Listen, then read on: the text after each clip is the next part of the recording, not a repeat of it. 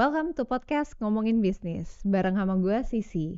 Dan kali ini gue nggak cuma ada di podcast, tapi gue juga ada di YouTube. Jadi kalau kalian yang nonton YouTube-nya, kalian bisa lihat visualnya gue sambil ngetek podcast ini. Nah, kemarin itu gue baru aja tamatin nonton King the Land, drakor ya. Padahal gue tuh jarang banget nonton drakor. Tapi sekalinya gue nonton drakor tuh yang kayak startup, yang ada kayak bisnis-bisnisnya gitu sama Itaewon Class. Dan cuman hari ini tuh gue kemakan hype kali ya. Jadi gue ikutan nonton King the Land. Nah, ternyata seru juga ya nonton romantis-romantis kayak gitu. Cuman karena masih ada sisi bisnisnya, jadi gue masih suka gitu. Ya maklumin ya, namanya juga masih cewek, jadi masih suka lah sama drakor-drakoran. Nah, di drakor itu gue notice banget banyak iklan-iklan. Ada yang mulai dari balsem, ada yang air mineral, ada juga yang perhiasan atau jam tangan.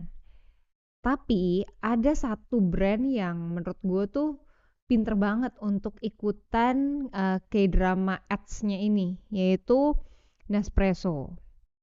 Gua nggak akan spoilerin kalian tentang cerita drakornya tentang apa, King the Land.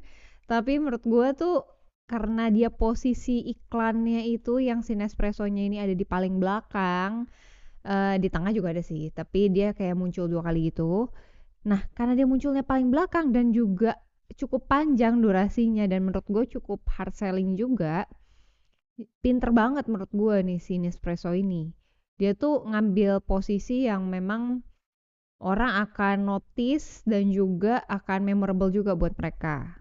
Kalau kalian mau lihat ya nanti iklannya, kalian bisa lihat juga di episode terakhirnya King the Land.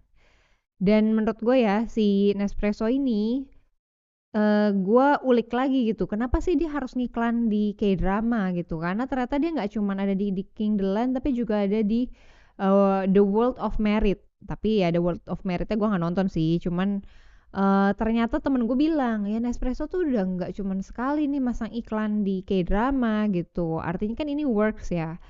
Dan akhirnya gue cari tahu lebih lanjut nih tentang si Nespresso ini, mulai dari historinya, dan akhirnya gue dapetin ternyata sebelum dia jadi terkenal dengan coffee pots gitu ya, atau kayak luxury coffee tapi yang berbentuk pots, dia tuh ternyata sebelumnya tuh dikenal Nespresso itu sebagai coffee saset gitu.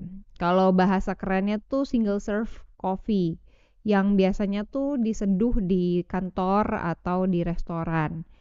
Dan sebenarnya di foundednya juga sama si Eric Favre, agak susah bacanya ya, Eric Favre, dan dia tuh dipatenin di tahun 1976. Dan Nespresso ini nggak selalu berjalan mulus, yang tadi gue bilang karena dia dikenalnya itu sebagai kopi sasetan. Tentunya kalian tahu sendiri lah ya, pas minum kopi sasetan beda sama lu minum kopi misalnya ya, sebut merek aja deh, misalnya kayak Starbucks gitu. Terus kalian juga ngerasa nih beda kalau kalian tuh nyeduh sendiri di rumah. Nggak cuman kopi saset tapi juga ada coffee pots zaman sekarang, yaitu salah satunya adalah Nespresso. Dan di situ pas dia jadi kopi saset, dia tuh sempet mengalami failure juga. Jadi dia dianggap kayak gak ada bedanya dengan kopi-kopi lain, gak terlalu enak juga. Ya namanya kopi seduh sama kopi ya kayak cafe gitu ya kan pasti lebih enak yang fresh gitu kan. Nah, karena dia tuh gak berhasil di kopi saset ini, akhirnya dialah kenal nih sama partnernya. Nama partnernya itu adalah Jean Paul Gaillard. Nah, si Jean Paul Gaillard ini dia tuh punya ide, visi di tahun 1988 untuk ngubah si kopi saset Nespresso ini menjadi kopi seduh yang fresh tapi rumahan, yaitu sebagai coffee pot. Tapi kalau rumahan ini kan sebenarnya ngerasa kemahalan ya beli yang coffee pot gitu kan, apalagi dia harus pakai mesin.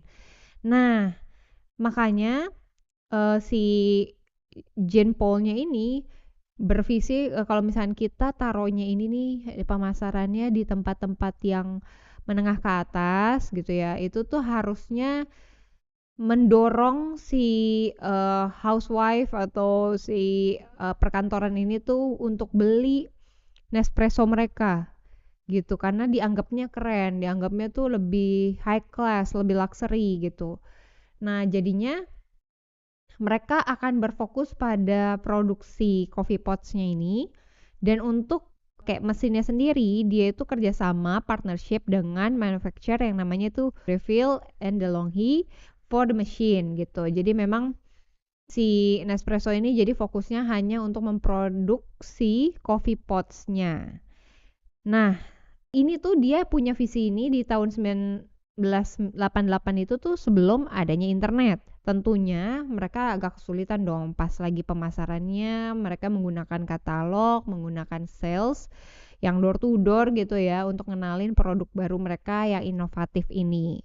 Tentunya nggak cepet untuk ngubah persepsi orang yang tadinya dari coffee saset jadi coffee pots yang luxury gitu ya. Makanya gimana sih caranya mereka untuk pindah haluan seperti itu yang tadinya ibaratnya menengah ke bawah menjadi menengah ke atas? Ya dia masuklah ke high end retail store. Jadi mereka itu nggak cuman masukin ke supermarket gitu ya, tapi juga masukin ke retail-retail yang high end gitu harganya. Dan juga mereka membuat e-commerce mereka di tahun 98.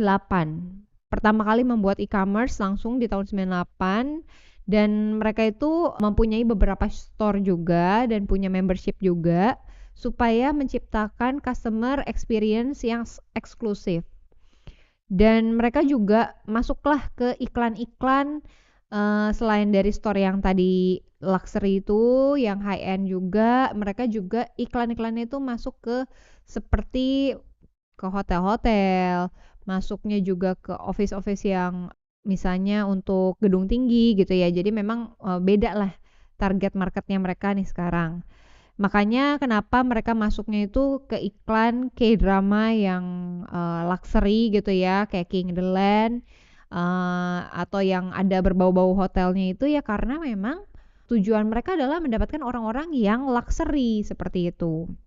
Dan dengan Nespresso memiliki pemahaman yang kuat terhadap distribusi channel mereka, makanya mereka dengan mudah untuk membuat lebih efektif, di leverage lagi nih secara distribution channel mereka. Pemasaran mereka, mereka tahu mereka harus nyasar kemana.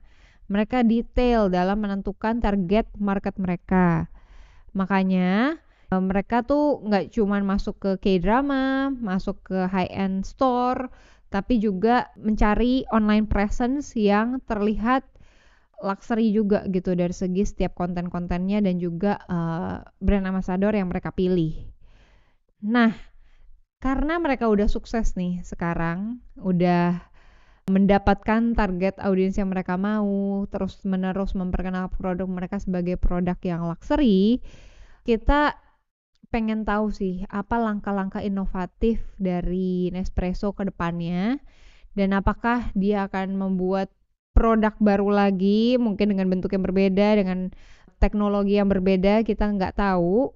Tentunya kita pengen terus ngikutin perkembangan perusahaan-perusahaan yang ibaratnya udah 30 tahun ke atas gitu ya, karena mereka biasanya udah lebih mateng, tapi ketika mereka salah mengambil keputusan itu akan berbahaya banget di perusahaan mereka, bagi kelangsungan perusahaan mereka yang udah puluhan tahun tersebut. Nah, itu aja pembahasan kita pada hari ini. Kalau misalnya kalian suka dengan pembahasan kita di Nespresso ini atau pembahasan kita tentang perusahaan-perusahaan lain dan juga tentang branding, marketing, dan juga bisnis, kalian bisa follow podcast ini atau ikutin kita di Instagramnya @melonbranding. Jangan lupa juga untuk ngecek jasa-jasa kita, apa aja yang kita layani di Melon Branding, bisa di website kita di www.melonbranding.com. Oke, see you on the next episode guys. mau first date tapi rambut geradakan banget. Tenang. Hair Care Studio bisa nyulap rambut geradakanmu jadi oke waktu first date.